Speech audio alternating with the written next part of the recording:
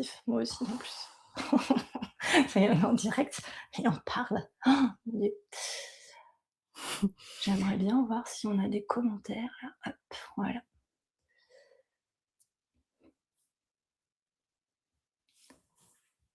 Ah, bah, on est en direct. Ça y est, c'est parti. Ça y est, c'est parti. Alors, du coup, bah, bonjour. Bonjour. Alors, je vous présente qui je suis et qui est cette charmante personne. Alors déjà, bienvenue sur le How Mag. Donc, c'est le magazine, on va dire un peu des bonnes nouvelles et qui s'inspire chaque jour de nos partenaires en bien-être et qui vous parle de bien-être, donc de sujets qui peuvent vous toucher de près ou de loin, forcément à un moment donné de votre vie.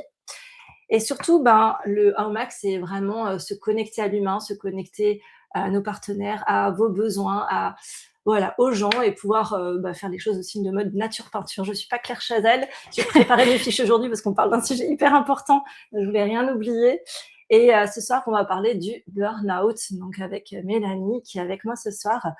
Et c'est vrai que c'est pas forcément un sujet, c'est pas forcément quelque chose qui est lié au travail, le burn-out. Et donc on va un peu décortiquer tout ça avec toi. Et alors, on va parler aussi des raisons aussi qui peuvent nous conduire à l'épuisement, comment reconnaître les signes et surtout comment éviter d'atteindre bah, cet effondrement pour réagir. Voilà, on vous dit tout ce soir. J'ai une spécialiste avec moi. Et bah, avant de rentrer dans le vif du sujet, j'avais déjà aussi envie de vous partager bah, du coup, qu'est-ce que c'est le how. Et on est 20h01. Alors, j'espère qu'on est bien en direct. Après, on a dit que le how max était tous les 22 de chaque mois. Forcément, ce soir, ça tombe sur un samedi où je sais qu'elle a fiesta un peu partout. Donc, je ne sais pas s'il y en a quelqu'un en direct qui peut nous dire si ça marche bien. Je crois que je vais prendre mon téléphone pour être sûre qu'on est bien en direct. Comme on n'a pas encore de... Hop, comme ça, on est sûr que ça fonctionne. Oui, ça fonctionne. On est bien en direct. Donc, c'est bon. On est peut-être toute seule, mais on est en On direct. est en direct. On va dire qu'ils vont nous rejoindre au fur et à mesure. Alors, déjà, le how, c'est quoi? Puisque là, vous voyez how mag. Le how, c'est quoi? H, ça veut dire healthy, donc la santé mentale et physique. O pour opportunity, c'est dire les opportunités, oser, rencontrer, tester, découvrir. Et W pour le bien-être, le wellness, donc bien-être, prendre soin de soi, parce que c'est la base de tout. Et how, c'est-à-dire comment avoir tout ça. Ben, déjà avoir le How Mag, participer aux Apér How et avoir peut-être son How Pass aussi. En tout cas, le How Concept est là pour prendre soin de soi dans sa globalité.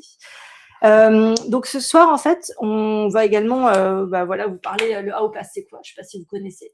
C'est un passeport que j'ai créé il y a à peu près 2 ans, qui a beaucoup évolué pendant ces 2 dernières années, qui est aujourd'hui sorti en digital, que vous pouvez découvrir en tapant howconcept.com. Vous allez avoir tout un écosystème avec une centaine de praticiens qu'on a sélectionnés voilà, avec des critères humains, des critères de formation et des critères de qualité. Et vous allez pouvoir découvrir plein de soins, plein de pratiques, plein d'expériences de bien-être.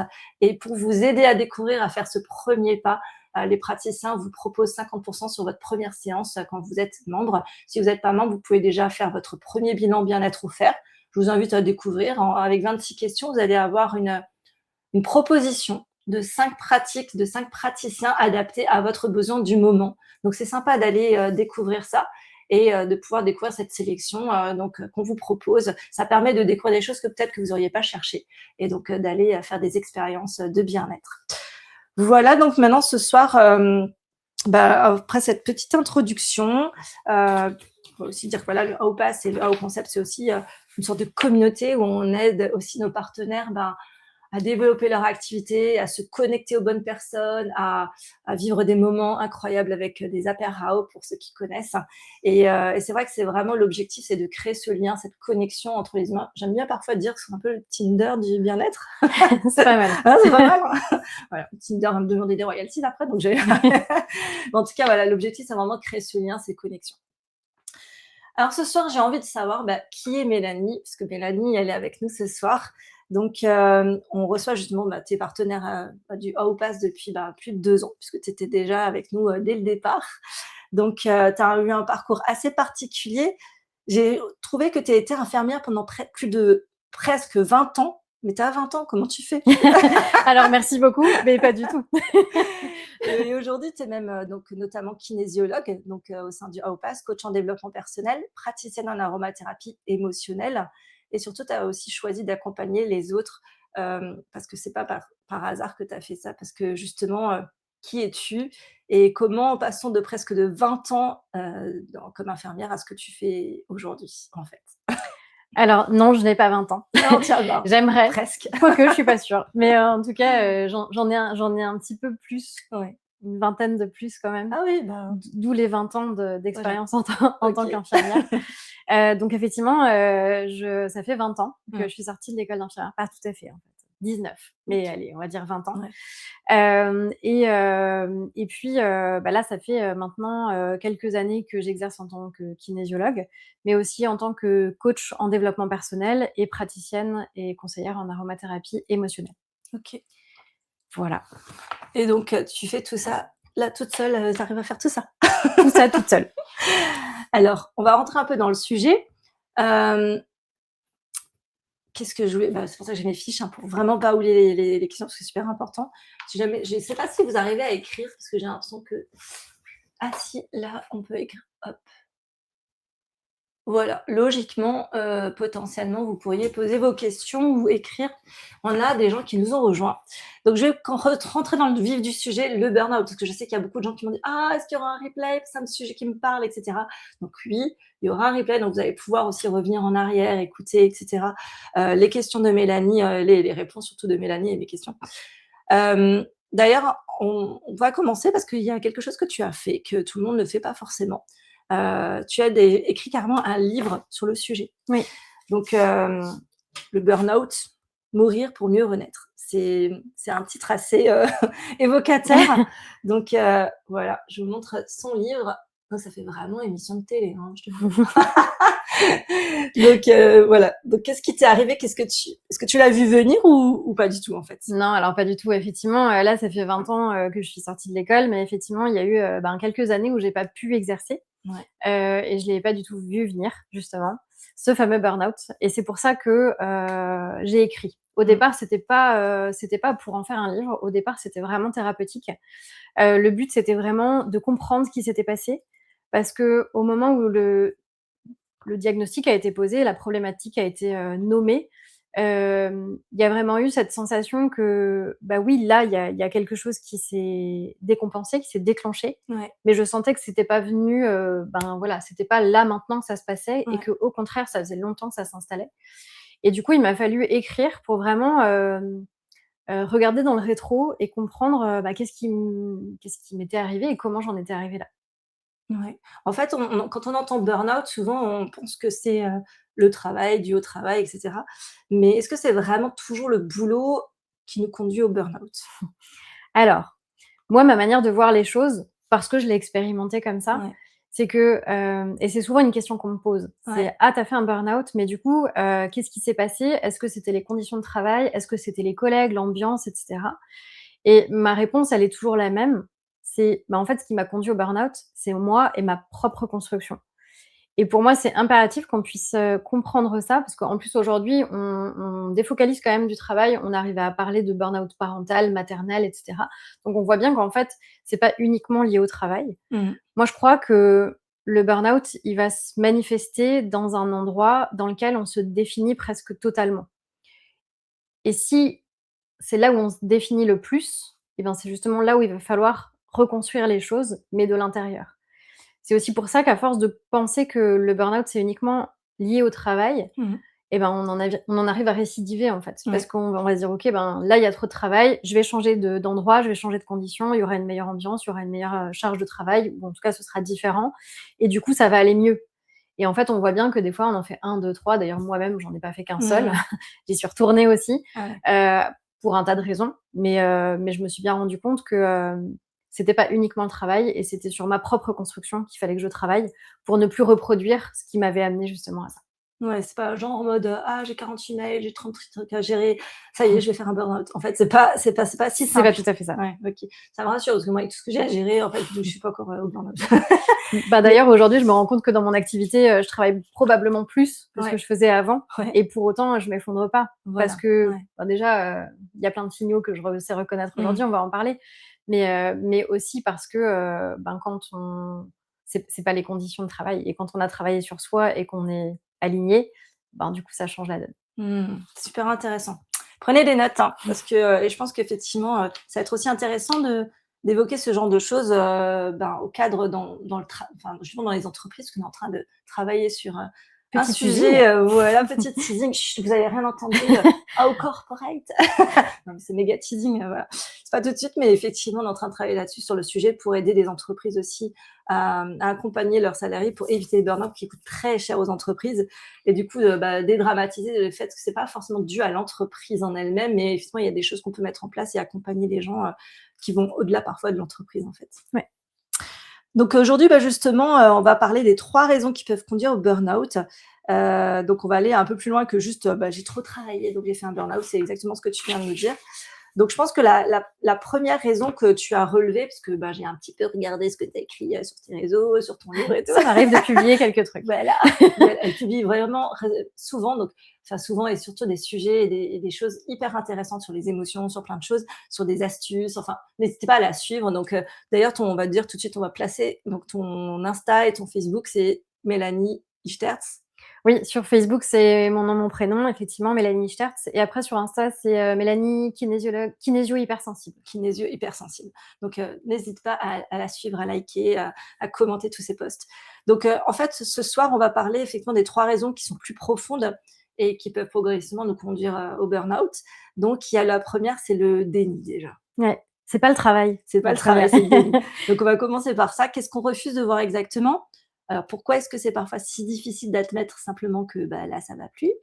Et est-ce qu'on confond encore trop souvent, vulnérabilité et faiblesse? Mmh. Vaste programme. Voilà. Alors effectivement, le déni, alors, dans une publication, je l'ai dit comme ça parce que c'est des mots qui ont tendance à choquer un petit peu. Le nombre de fois où j'ai entendu, «Bon, là, je traverse une période un peu difficile», mais pas autant que toi, hein, ça en est pas à ce point-là.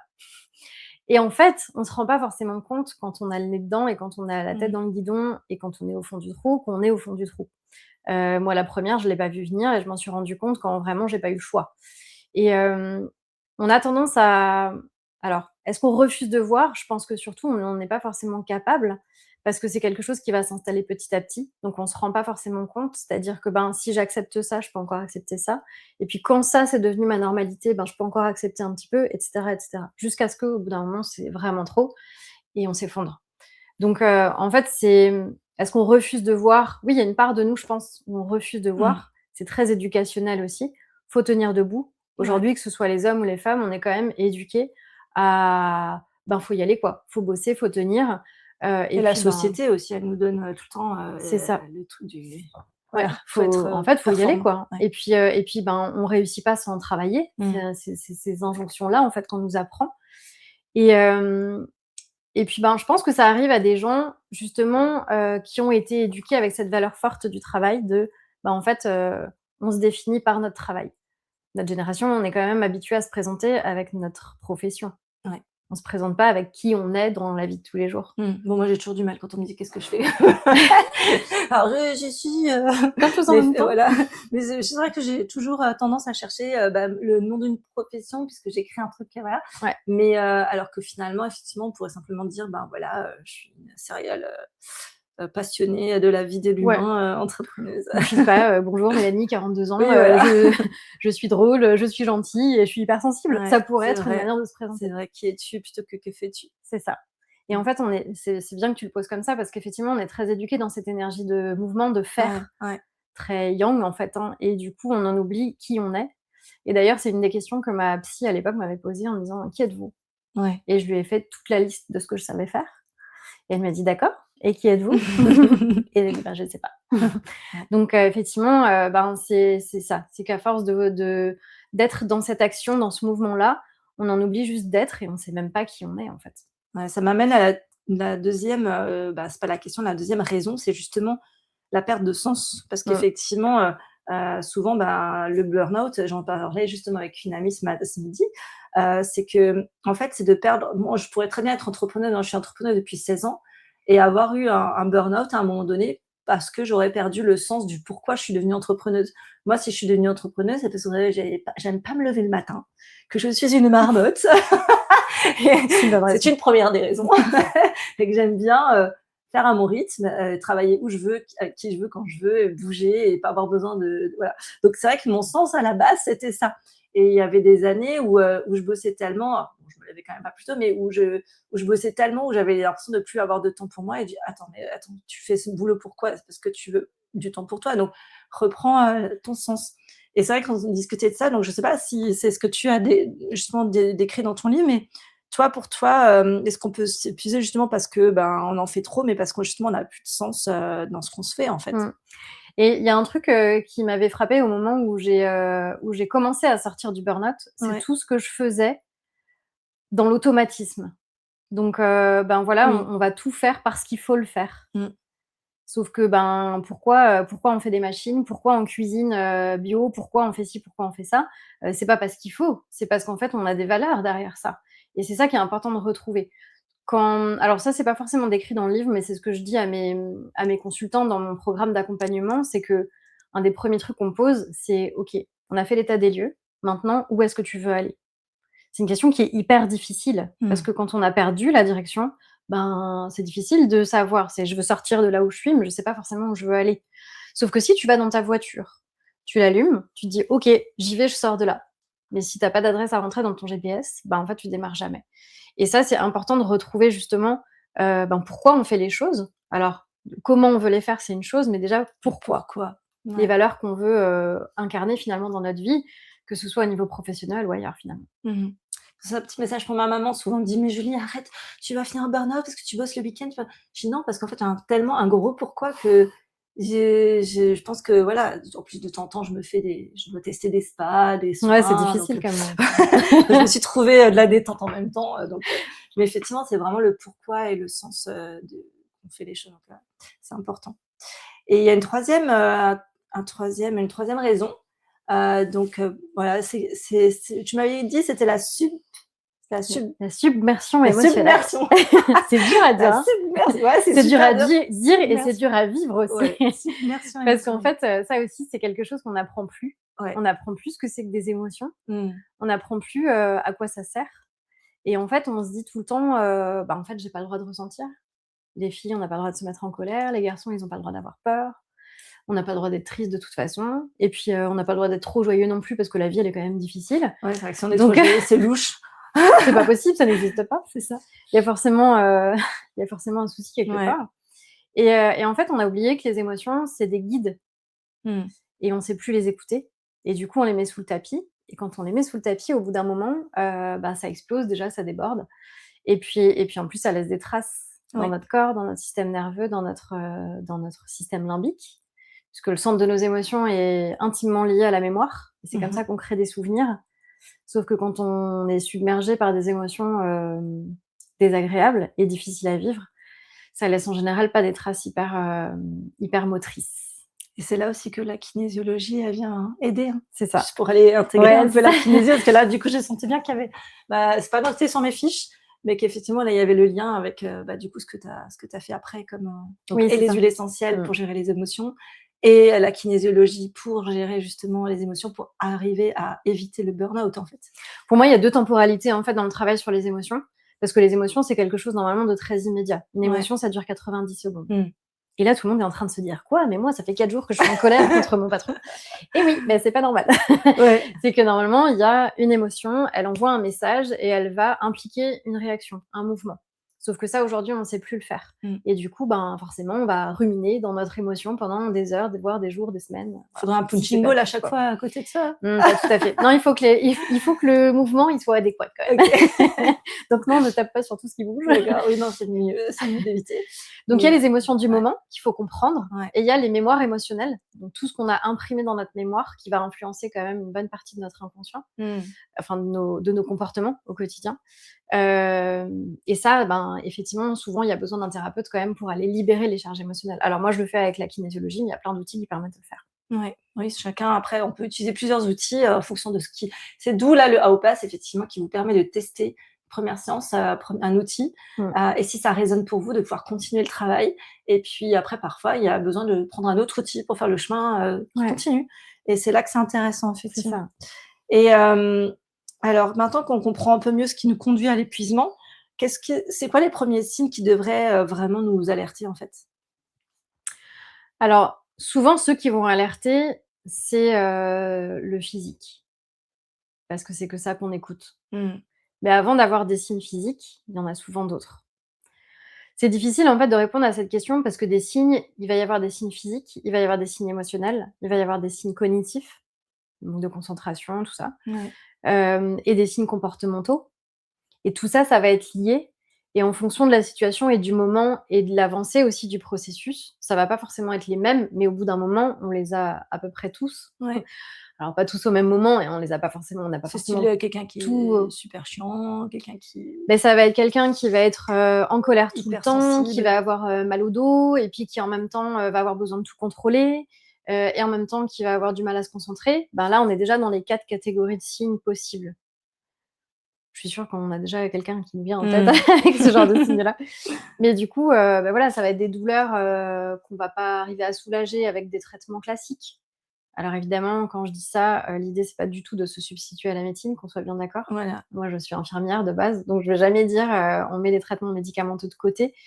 Mais c'est de se dire, bah, en fait, si je prends tout le temps des antalgiques, si je vais chez le kiné, l'ostéo, que j'ai fait des radios, que j'ai fait des examens complémentaires et qu'il y a rien, c'est que souvent il y a une cause émotionnelle, en fait. Mmh. Donc c'est plutôt Mmh. ça qu'il faut aller Mmh chercher. mh. OK et est-ce qu'il y a un profil type de candidat au burn-out, par exemple, je sais pas, le perfectionniste, celui qui veut tout gérer, celui qui sait jamais dire non, celui qui veut sauver le monde?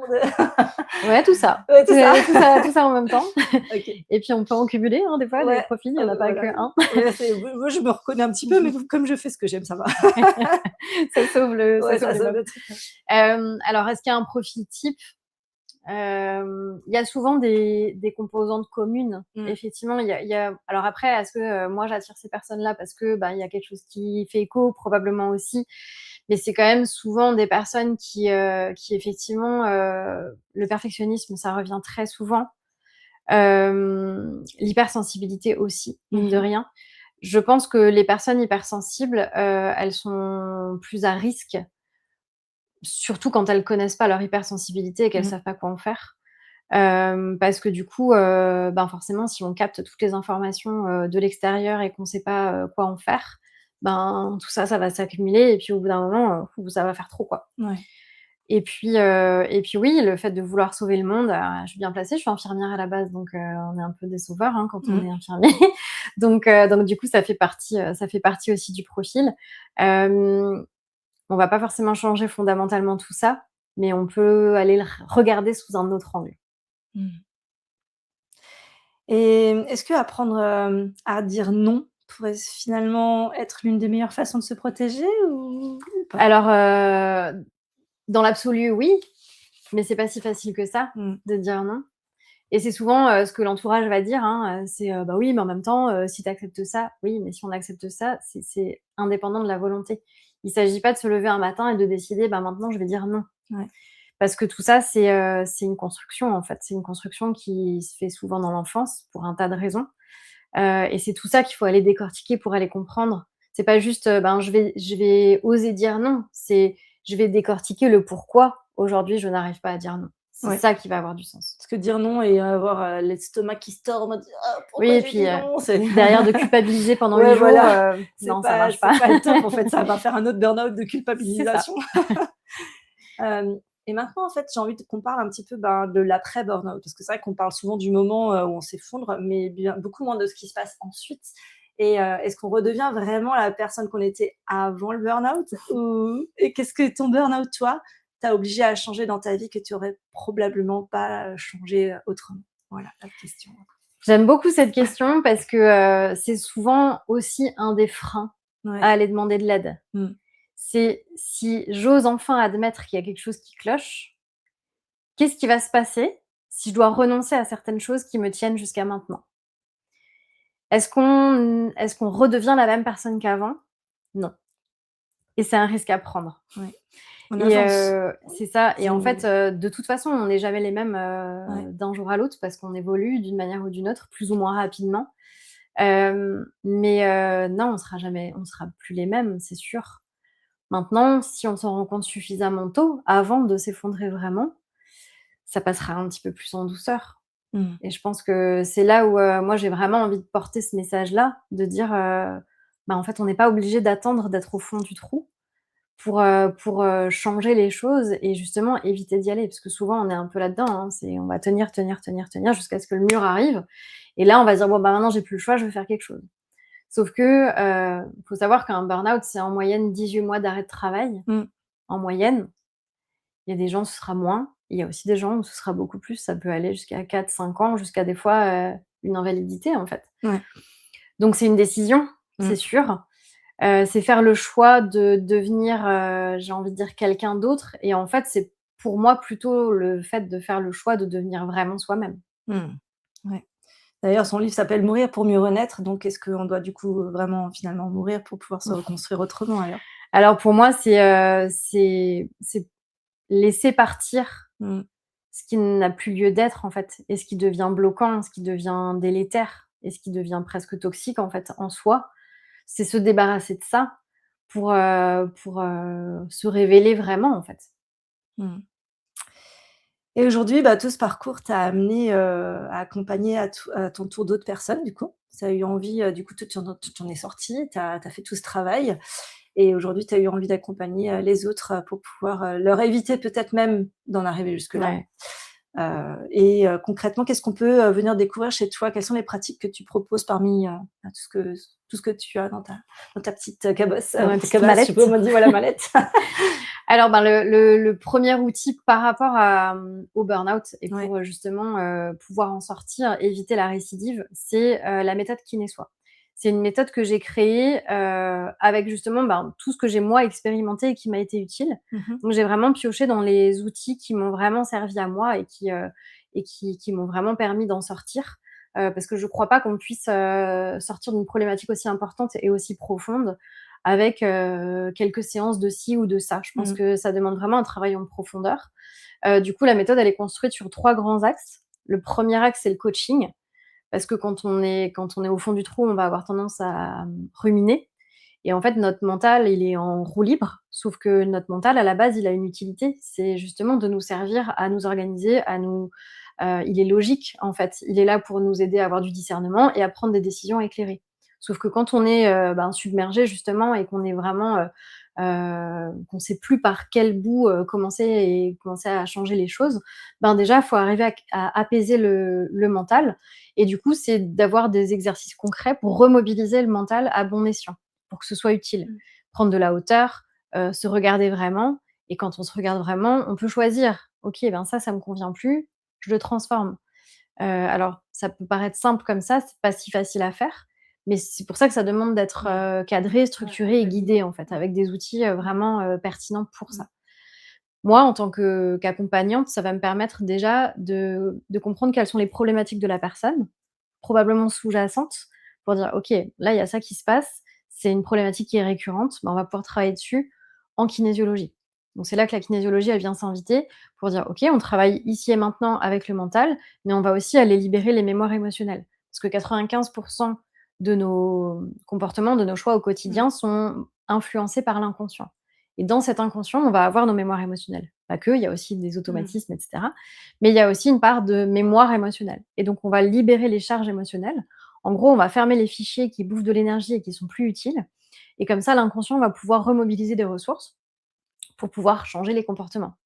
Ah oui, donc et c'est là que donc tu mets plusieurs outils et que tu Ouais. as fait ta méthode qui soit Et ensuite, il y a l'aromathérapie, effectivement, parce que les émotions. l'aromathérapie, elle vient soutenir Mmh. les processus de libération émotionnelle et aussi ben, les émotions qui s'invitent au moment, au jour S'ennuie, J, un un petit petit peu. peu avant Noël, parce qu'on est quand même pas, bah, on n'est pas encore, Pierre Chagall et puis voilà des stars donc on a des Pas petits encore, coups de stress avant les mais ça lives. viendra. Ça reviendra, mais l'essentiel nous aide et du coup j'ai perdu mon ma question, mais oui, voilà. Et parmi, ces accompagnements, bah, du coup, on en revient un petit peu, donc je sais pas si tu avais encore d'autres accompagnements Oui, alors j'ai peut-être, aussi hein? un programme digital, Ouais.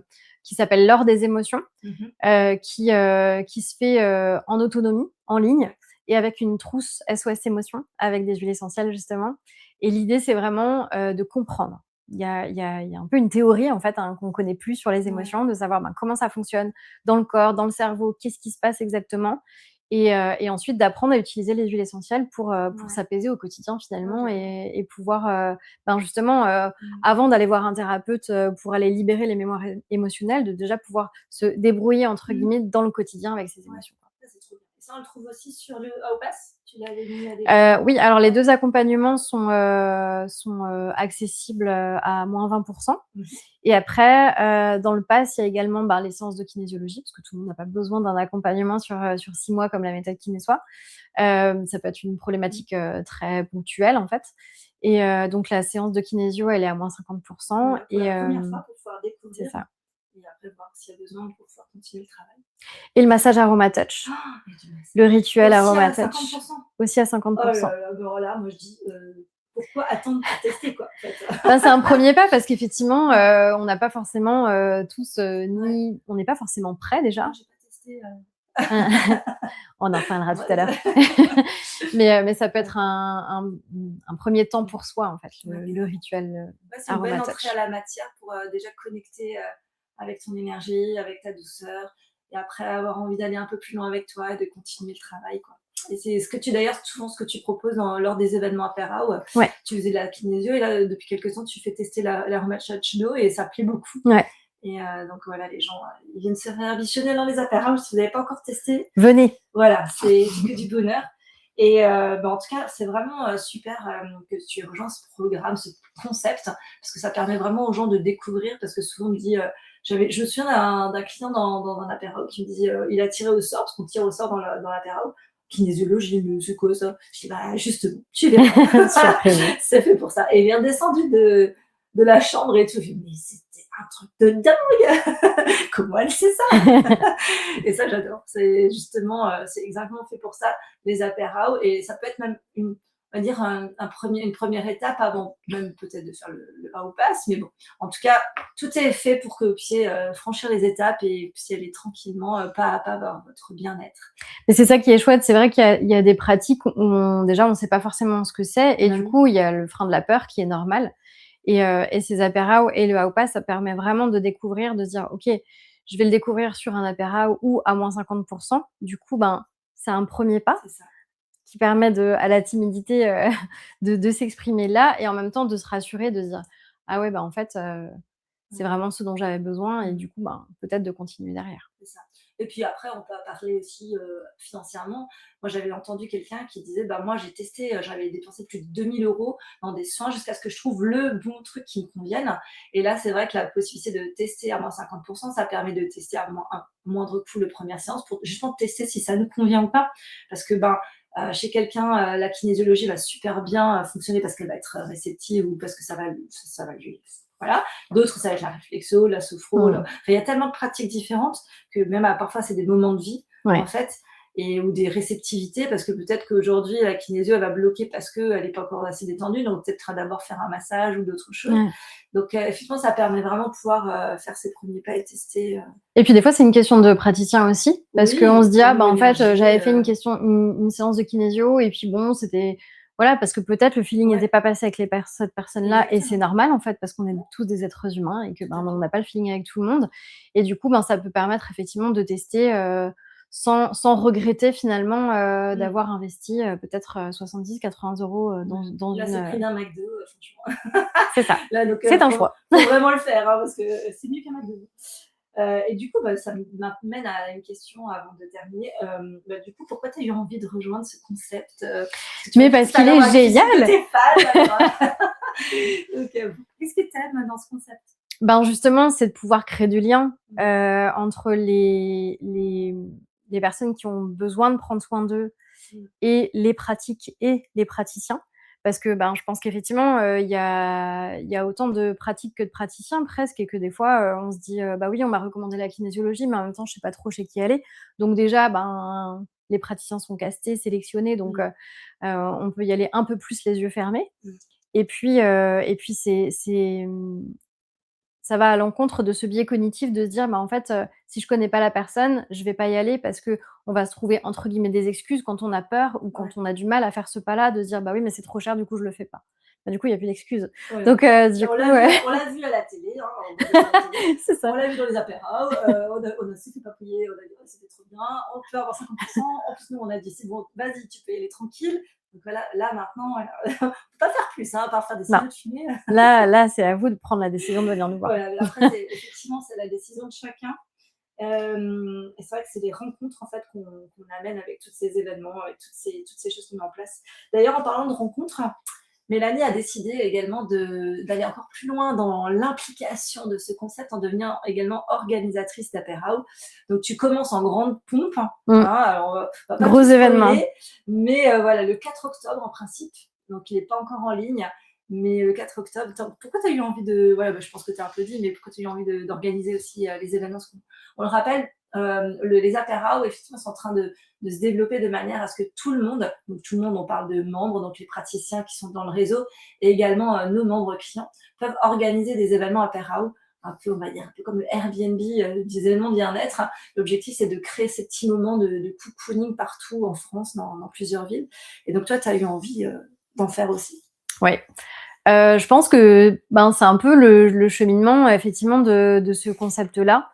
De me dire: «Bah, en fait, moi j'ai envie d'être partie prenante, en fait, pour partager ça», parce que je trouve que le concept est vraiment génial de pouvoir, faire découvrir, des pratiques, des praticiens, de pouvoir partager, parce que moi je suis convaincue aussi que seul dans notre coin, on fera pas forcément grand-chose, et que c'est important aussi, ben, oui, moi je suis praticienne, mais en fait,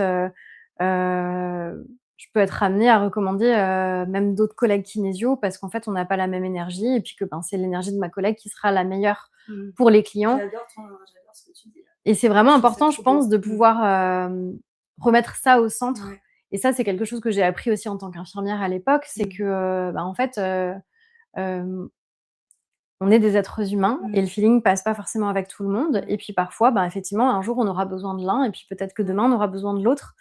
Et c'est important de rester humble aussi par rapport à ça, et de se dire: «Ben, moi aujourd'hui je suis pas la meilleure personne pour accompagner telle ou telle personne». Mmh. Et du coup, c'est aussi ça les rencontres dans ces événements-là, c'est que oui, il y a les clients ou les participants, qui viennent découvrir les pratiques, mais il y a aussi des rencontres entre praticiens, Ouais. et c'est ce qui fait, la richesse aussi, de ce réseau-là, en fait, et c'est important de pouvoir, partager ça. Donc voilà, et puis après, concours de circonstances, parce que, au détour d'une conversation, de 3 minutes, en cherchant, mon fils à l'école avec une amie d'enfance. Donc on cherche nos enfants, et puis, bah, en fait, voilà, moi j'avais cette idée-là de développer. Elle a, un magnifique lieu pour ça, et elle a envie Il y a aussi, peut-être du spa dedans, mais j'ai rien peut-être, dit. on sait pas, mais peut-être. Et du coup, bah, c'est aussi ça, c'est que Ouais. du coup, on converge vers le même pourquoi, et voilà. Trop Ce bien. sera OK. bientôt là. Excellent. En tout cas, merci. C'est exactement ce genre d'énergie de personnes. Donc, si vous êtes praticien et que vous avez la même mindset, le même mindset, la même façon de penser que Mélanie, on veut vous rencontrer. Parce que les praticiens qui nous disent bah, moi, je suis le meilleur, je sais tout faire et les autres sont nuls, on n'en veut pas, déjà. Donc, c'est déjà le casting, il est fini. Et c'est vrai que nous, on a envie d'avoir des praticiens qui savent collaborer ensemble. Et comme tu dis, c'est le feeling, c'est aussi le parcours. Parfois, il y a des gens qui se reconnaissent dans ton parcours et qui vont dire bah, moi ça match et puis voilà. Moi, qui c'est qui accroche pas avec toi, je sais pas, hein, mais Il y en a sûrement. il y en a sûrement. En tout cas, la dernière question, la question de la fin, j'aurais terminé par cette question. Imagine quelqu'un, on va imaginer quelqu'un qui nous regarde ce soir et qui se reconnaît dans certaines choses que tu viens de nous raconter. Peut-être quelqu'un qui continue à dire ouais mais bon ça va, je gère, je gère. Alors qu'au fond, il sent bien que quelque chose ne va plus. Si tu ne pouvais lui transmettre qu'un seul conseil ce soir, ce serait lequel? Un seul, Ouais. pas 2, Non, bon allez, pas un et allez, demi. 1,5, allez vas-y, 1,5. Hem Et ben, je pense que, tu vois, tu parlais de vulnérabilité au début. Mmh. Et ben, je pense que, le premier conseil, ce serait d'avoir le courage d'admettre cette ce moment de vulnérabilité. Parce que souvent, on a l'impression que, ben, si je m'effondre maintenant ou si j'admets que là, ça va pas, c'est comme si j'étais une personne faible. Ouais. Et en fait, moi, les gens, je leur dis toujours, qu'ils sont hyper courageux d'oser demander de l'aide, parce que vraiment, je pense que c'est hyper courageux d'assumer que, ben, voilà, là, je vais pas réussir à m'en sortir seule. Et en fait, ben, moi, toute seule dans mon cabinet, je fais rien. Donc ayez le courage de venir voir les praticiens Voilà. parce que c'est ça qui fera la différence, en fait. Nous, Et tout seuls, on fait rien. Et même échanger, ne serait-ce que de poser C'est déjà ça, une première c'est ça. question, un premier échange. Et en tout cas, merci Mélanie. Avec plaisir. Merci Mélanie. Vous pouvez bien sûr retrouver Mélanie avec tous ses accompagnements directement via le How Pass. Donc ici, vous avez Mélanie, il n'y en a qu'une, je crois, dans le How Pass, vous la trouverez facilement. Et si c'est, de toute façon, je vais mettre son lien sous cette émission. Et si ça vous a donné cette émission envie de faire un peu le point sur où est-ce que vous en êtes dans votre vie, sur votre bien-être, de découvrir d'autres pratiques ou simplement de trouver l'accompagnement qui pourrait vous correspondre, eh bien, vous pouvez déjà démarrer par faire votre petit bilan bien-être offert sur le How Pass. Et merci à tous d'avoir été là. C'est presque comme une vraie émission du virtuel. En tout cas, prenez soin de vous. Surtout, n'attendez peut-être pas que votre corps soit obligé de crier pour commencer à écouter ce qu'il essaye de vous dire. Je pense que ça, c'était une phrase. Ouais, j'en ai des frissons. Voilà, donc à très bientôt dans le How Mag. Et également, ce livre, vous pouvez également le retrouver dans le How Pass, dans la Bibi How Tech, dans le blog. Vous irez dans le blog et vous avez la Bibi How Tech avec le livre de Mélanie pour aller l'acheter directement. Voilà, merci Mélanie. Merci Julie. Bientôt. À bientôt. Et restez, vous avez écouté quelque chose, si j'arrive à le mettre, qu'on a fait pour vous, pour finir cette interview de la meilleure manière et vous reconnecter à l'amour de vous. Donc un chant fait par Ohana, donc moi-même, et Albatros qui nous a créé ce chant chamanique en 432 Hz. Donc de 3 minutes 33, je vous dis bonne, si j'arrive à le trouver, bonne chant chamanique. Hop.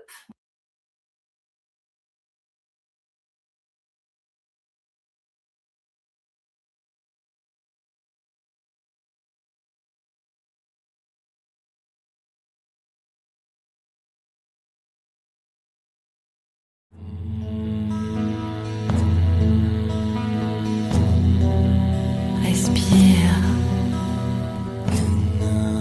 Laisse Ces mots devenir les tiens.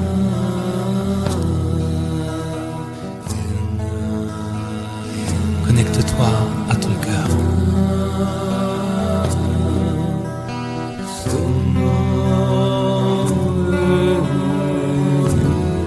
Pose doucement ta main sur ton médaillon reliance.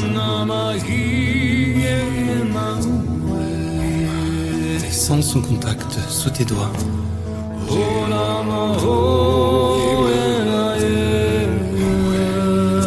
Ressens sa douceur. Ressens son énergie.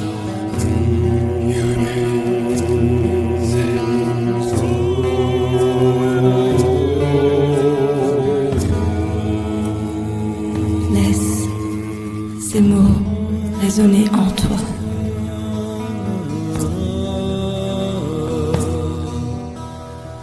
Je suis amour.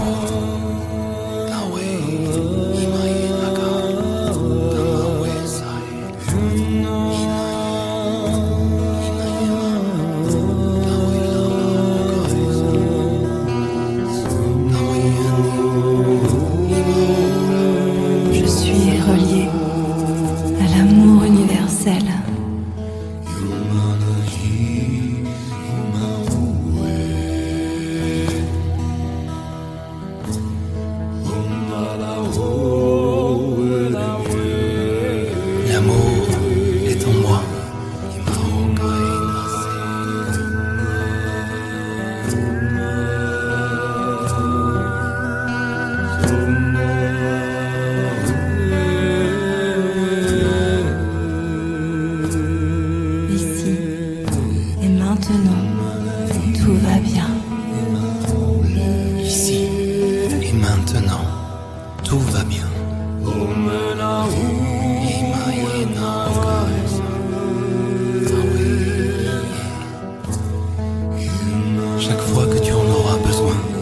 Connecte-toi à ton médaillon reliance.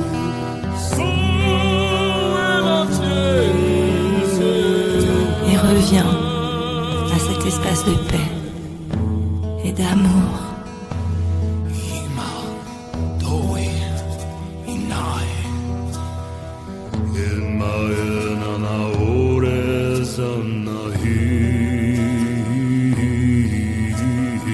Je suis amour, ici et maintenant.